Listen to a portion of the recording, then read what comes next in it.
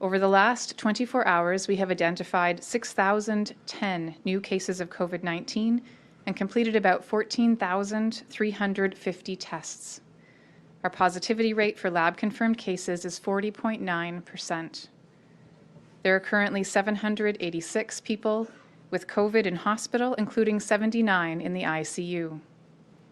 Sadly, 8 new deaths have been reported to Alberta Health over the last 24 hours.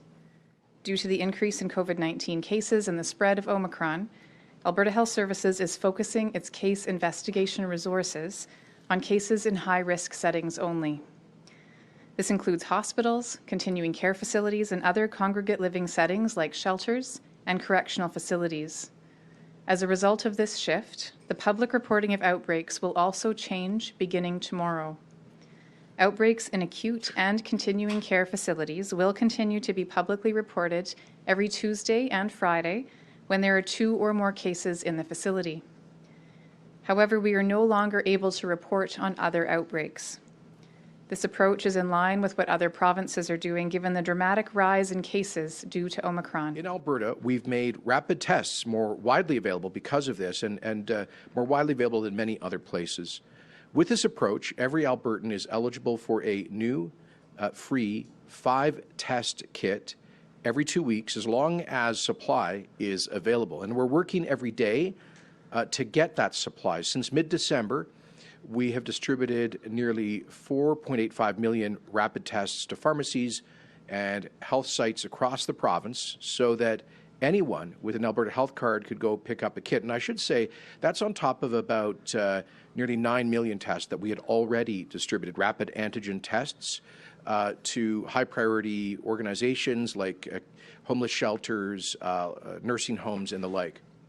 Alberta's government has directly purchased another 10 million tests on top of the federal government's procurement, plus 3.7 million additional tests this month in January. So though there have been some delivery delays because of supply chain problems that the world is facing, we've already received 2 million of these tests, including 1 million that arrived in the province by air last night. An additional 3.7 million tests are expected sometime this week, and 3.5 million directly purchased kits are expected next week. So unfortunately, earlier this week, the federal government advised us that the rapid tests we were supposed to receive throughout January will become later than expected. All we know is that they have said they'll ship us 16.25 million tests in the month of January. With no confirmed dates for the arrival of most of the supply into the province, it's difficult to plan and to let Albertans know how they can access more tests. So regrettably, this delay and will affect the timing of rapid test shipments for some schools. But schools have now received about 58% of the initial supply of tests. Pardon me.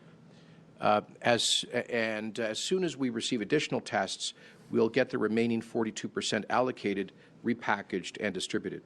Now, while cases amongst vaccinated individuals are higher because of the nature of the Omicron variant, the evidence so far shows that their cases will most likely be mild.